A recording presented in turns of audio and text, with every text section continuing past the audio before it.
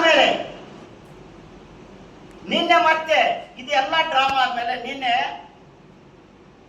ಆ ಮೊದಲನೇ ಕೇಸಲ್ಲಿ ಯಾವುದೇ ವ್ಯಕ್ತಿ ಹೆಸರಿಲ್ಲ, ಅವಳೇ ಏನಂದ್ರೆ ಆತ್ಮಹತ್ಯೆ ಮಾಡ್ಕೊಂಡಿದ್ದಾರೆ ಅಂತ ಬರ್ತಾರೆ. ಹಾ,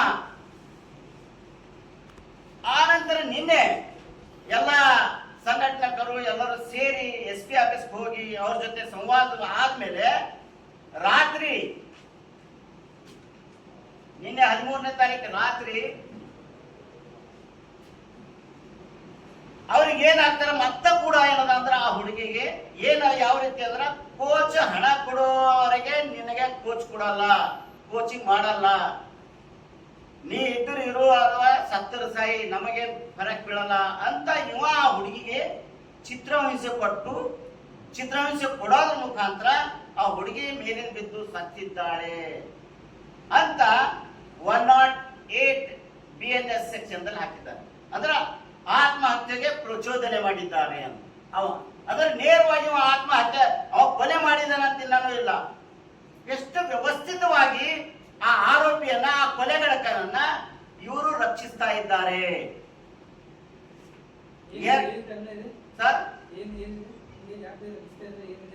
ಇದಕ್ಕ ವಿಶೇಷವಾಗಿ ಈ ಜಿಲ್ಲೆಯಲ್ಲಿ ಇರ್ತಕ್ಕಂಥ ದಲಿತರು, ದಲಿತರಲ್ಲಿ ಯಾವುದೇ ಅಧಿಕಾರ ಇಲ್ಲ. ಹಾಗಾಗಿ ನಿರಂತರವಾಗಿ 2 ವರ್ಷದಿಂದ ದಲಿತರ ಮೇಲೆ ನಿರಂತರವಾಗಿ ದೌರ್ಜನ್ಯಗಳು, ದಬ್ಬಾಳಿಕೆಗಳು ನಡೀತಾನೆ ಇದೆ. ಅದರಲ್ಲಿ ವಿಶೇಷವಾಗಿ ಇದರಲ್ಲಿ ಇದಕ್ಕೆ ಕಾರಣ ಏನದಂದ್ರ ಕ್ಷೇತ್ರದ MLA ಪ್ರಭು ಚವ್ಹಾಣ್ ಅವರ ನೇರವಾದಂತ ಈ ಆರೋಪಿಗೆ ಬಚಾಯಿಸಲಿಕ್ಕೆ, ರಕ್ಷಣೆ ಮಾಡಲಿಕ್ಕೆ ಇವ್ರೇನದ ಅಂತಂದ್ರೆ ಇವರು ಒಳಗಡೆ ಏನದಂದ್ರ ಅವರು ಸಹಕಾರ ಇವರು ಒಳಗಿದೆ ಏನದಂದ್ರೆ ಅವ್ರಿಗೆ ಹೆಲ್ಪ್ ಮಾಡೋ ಕಾರಣಕ್ಕಾಗಿ ಇವರನ್ನ, ಈ ಆರೋಪಿಯನ್ನ ರಕ್ಷಿಸ್ತಾ ಇದ್ದಾರೆ. ಸ್ವಜಾತಿ ಇರೋ ಕಾರಣಕ್ಕಾಗಿ ಅವ್ರು ಇಲ್ಲಿವರೆಗೆ ಕೊಲೆ ಆದಂತ ಮನೆಗೆ ಸಾಂತ್ವನ ಹೇಳಕ್ ಹೋಗಿಲ್ಲ. ಯಾವುದೋ ಧರ್ಮಾಂತರ ಆಗ್ಯದಂತಂದು ಹುಮ್ನಾಬಾದ್ ಚುಡುಗುಪ್ಪ ತಾಲೂಕದಲ್ಲಿ ಬಂದು ಅವ್ರಿಗೆ ಮಾತಾಡ್ತಾರ. ಆದ್ರೆ ಕೊಲೆ ಆದಂತ ತನ್ನ ಕ್ಷೇತ್ರದಲ್ಲಿ ಕೊಲೆ ಆದಂತ ಅಪ್ರಾಪ್ತ ಬಾಲಿಕೆಯ ತಂದೆ ತಾಯರಿಗೆ ಸಾಂತ್ವನ ಕೂಡ ಹೇಳ್ತಕ್ಕಂತ ನೈತಿಕತೆ ಇಲ್ಲ ಅವ್ರ ಹತ್ರ.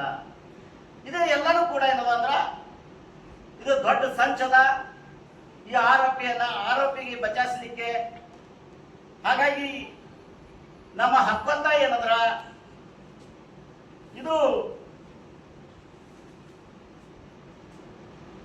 ಕೂಡಲೇ ಈ ಘಟನೆಯನ್ನ ಕಂಪ್ಲೀಟ್ ಆಗಿ ಮಾನ್ಯ ಉಸ್ತುವಾರಿ ಸಚಿವರು ಗಣನೆ ತಗೋಬೇಕು. ಗಣನೆ ತಗೊಂಡು ಈ ಘಟನೆಯನ್ನ ವಿಶೇಷ ತನಿಖಾ ತಂಡ ಅಂದ್ರೆ SITಗೆ ಏನದಂದ್ರೆ ಒಪ್ಪಿಸಬೇಕು.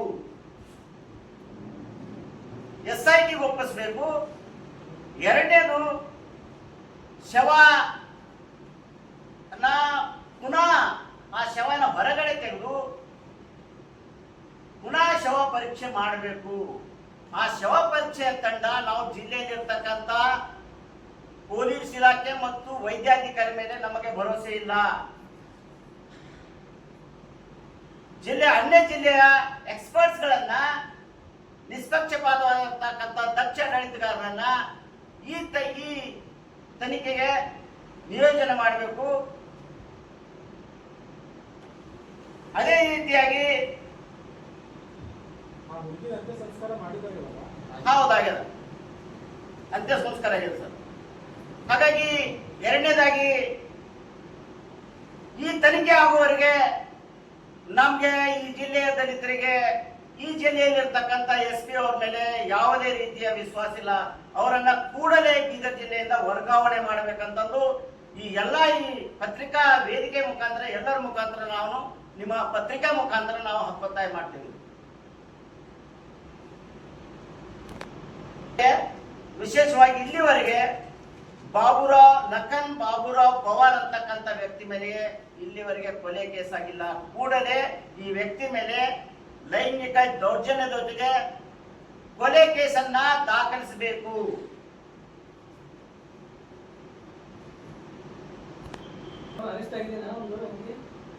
ನಿನ್ನೆ ರಾತ್ರಿ ಇದನ್ನ ಕೇಸ್ ಮಾಡಿದ ಮೇಲೆ, ಇದು ಸೀರಿಯಸ್ ಅಂತ ಕಂಡ ಮೇಲೆ, ಎಲ್ಲ ಕಡೆ ಹರಡ್ತಾ ಇದ್ದು ಕಂಡು ಬಂದ ಮೇಲೆ ರಾತ್ರಿ ಅರೆಸ್ಟ್ ಆಗಿದ್ದಾನೆ ಅಂತ ಕೇಳಲ್ಪಟ್ಟಿದ್ದೆವು. ಅದರ ಖಚಿತ ಇಲ್ಲ. ಇನ್ನ ನನ್ನ ಹಕ್ಕೊತ್ತಾಯದಲ್ಲಿ ಮನವಿ, ಆಗ್ರಹದ ಮನವಿಯಿಂದ ಬಹಳಷ್ಟು ಮನವಿ ಮಾಡಿದ್ದೆವು ಉಸ್ತುವಾರಿ ಸಚಿವರಿಗೆ. ಈ ಘಟನೆಯನ್ನ ತಾವು ಸೂಕ್ಷ್ಮವಾಗಿ ಅತಿ ಗಂಭೀರತೆಯನ್ನ ಪರಿಗಣಿಸಿ ಇದರಲ್ಲಿ ಇನ್ವಾಲ್ವ್ಮೆಂಟ್ ಆಗಿ ತಕ್ಷಣ ಇದಕ್ಕೆನ್ನದ ಪ್ರತಿಕ್ರಿಯೆ ಕೊಟ್ಟು ನಮ್ಮ ಒತ್ತಾಯಗಳನ್ನ ನೀವು ಪೂರೈಕೆ ಮಾಡಬೇಕು ಅಂತಂದು ಈ ಮೂಲಕ ಆಗ್ರಹಿಸ್ತೇವೆ.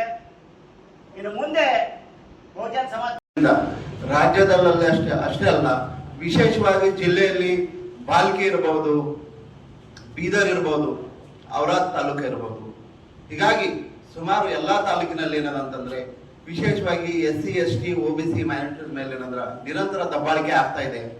ಇದು ನೇರವಾಗಿ ಜಿಲ್ಲಾಡಳಿತ ವೈಫಲ್ಯತೆ ಅಂತ ಹೇಳಿ ಕಂಡು ಬರ್ತಾ ಇದೆ. ಸಾಕಷ್ಟು ಸಾರಿ ಬಾಲ್ಕಿ ತಾಲೂಕಿನಲ್ಲಿ ವಿಶೇಷವಾಗಿ ಏನಂತಂದ್ರೆ SC ST ಗಳ ಮೇಲೆ ಬಹಳಷ್ಟು ದೌರ್ಜನ್ಯಗಳು ಕೇಸ್ಗಳನ್ನ ಆಗಿದ್ದಾವೆ. ಆದ್ರೂ ಕೂಡ ಆರೋಪಿಗಳಿಗೆ ಇನ್ನುವರೆಗೆ ಯಾರನ್ನ ಅರೆಸ್ಟ್ ಮಾಡಿಲ್ಲ. ಅದು ಬಿಟ್ಟು ಆಮೇಲೆ ಯಾರು ಸಾಮಾಜಿಕ ಹೋರಾಟಗಾರರು ನ್ಯಾಯಪರವಾಗಿ ಧ್ವನಿ ಎತ್ತಕ್ಕಂಥವ್ರು ಪ್ರಮುಖರು ಅವ್ರ ಮೇಲೆ ಏನಂತಂದ್ರೆ ಪ್ರಹಾರ ಪೊಲೀಸ್ ಇಲಾಖೆ ಮಾಡ್ತಾ ಇದೆ. ಹೀಗಾಗಿ ಈ ಜಿಲ್ಲೆಯಲ್ಲಿ ವಿಶೇಷವಾಗಿ ಏನಂತಂದ್ರೆ ಜಿಲ್ಲಾಡಳಿತ ಹಾಗೂ ಇಲ್ಲಿ ಜಿಲ್ಲಾ ಉಸ್ತುವಾರಿ ಸಂಪೂರ್ಣ ಏನಂದ್ರ ಪ್ರಜಾಪ್ರಭುತ್ವ ಕಗ್ಗೊಲೆ ಮಾಡಿದ್ದಾರೆ ಅಂತ ಹೇಳಿ ಹೇಳಿಕೆಯಲ್ಲಿ ಸಾಬೀತಾಗ್ತಾ ಇದೆ.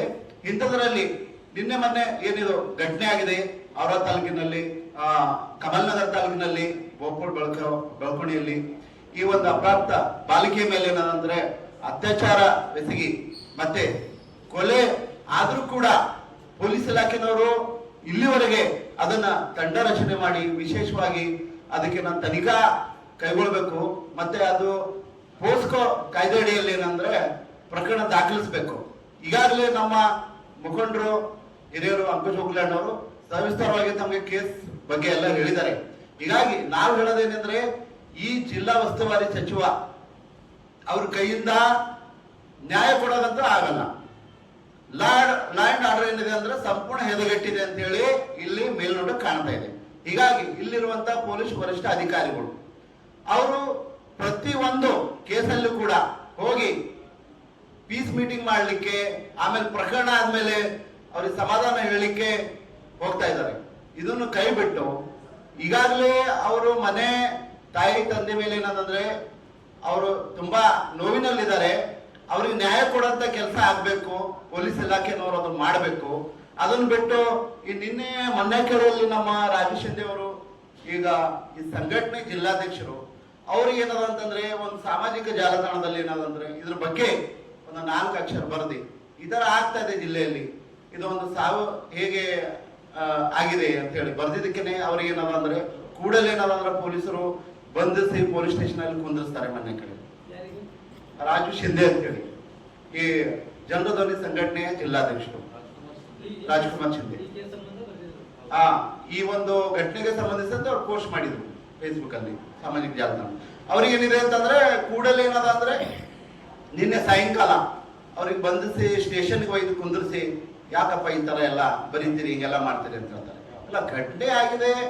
ಅದಾದ ನಂತರ ಅದ್ರ ಹಿಂದೆ ಇನ್ನ ಒಂದ್ ದಿವಸ ಹಿಂದೆ ಏನದ ಅಂತಂದ್ರೆ ಈ ಪ್ರಕರಣ ಸಂಬಂಧಿಸಿದಂತೆ ಪೊಲೀಸ್ ವರಿಷ್ಠಾಧಿಕಾರಿ ಭೇಟಿ ಆಗ್ಲಿಕ್ಕೆ ಅಂತ ಹೇಳಿ ಎಲ್ಲ ಪ್ರಮುಖರು, ಸ್ವಾಭಿಮಾನಿ ಸಂಘಟನೆ ಪ್ರಮುಖರು ಎಲ್ಲರೂ ಸೇರಿ ಜಿಲ್ಲೆಯಲ್ಲಿ ಏನದಂತಂದ್ರೆ ಇಂಥದೊಂದು ಘಟನೆ ಆಗಿದೆ ಔರಾದ್ನಲ್ಲಿ ಅಂತ ಹೋಗಿ ಮನವಿ ಕೊಡ್ಲಾಕಂತ ರೆಡಿ ಆದ್ರೆ ಅವತ್ತಿನ ದಿವಸ ಸಾಮಾಜಿಕ ಹೋರಾಟಗಾರರು ಅಂತಂದ್ರೆ ಮತ್ತೆ ತಿರ್ಗಾ ಒಂದು ಬಾಲ್ಕಿ ಪೊಲೀಸ್ ಸ್ಟೇಷನ್ ಕರ್ಕೊಂಡು ಹೋಗ್ತಾರೆ ಇನ್ನೊಬ್ರಿಗೆ, ರಾಹುಲ್ ಖಂದಾರಿ ಅನ್ನೋರಿಗೆ.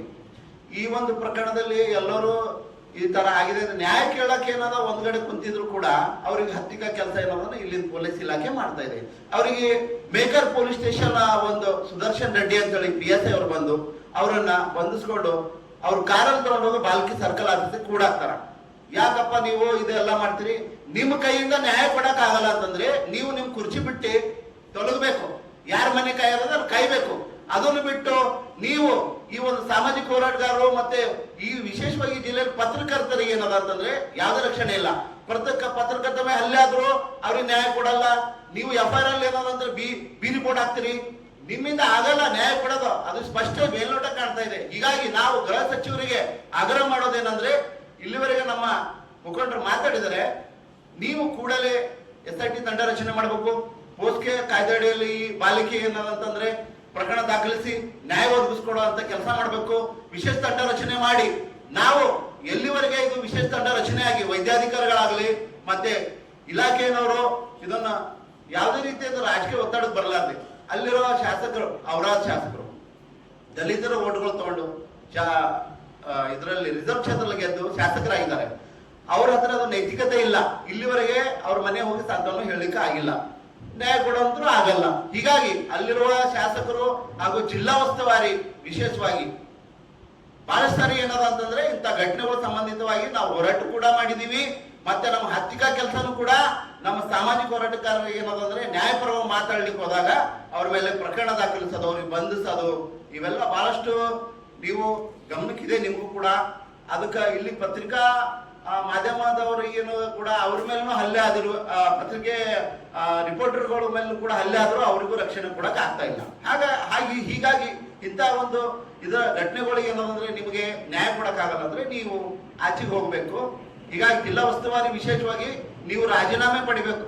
ನಿಮ್ಮಿಂದ ಈ SC/ST OBC ಮೈನಾರಿಟಿ ಓಟ್ಗಳು ತಗೊಂಡು ಏನದಂದ್ರೆ ನೀವು ಜಿಲ್ಲಾ ಉಸ್ತುವಾರಿಯಾಗಿ ನಿಮ್ಗೆ ನ್ಯಾಯ ಕೊಡಕ್ ಆಗ್ತಿಲ್ಲ ಅಂದ್ರೆ ನೀವು ರಾಜೀನಾಮೆ ಪಡಿಬೇಕು ಕೂಡಲೇ.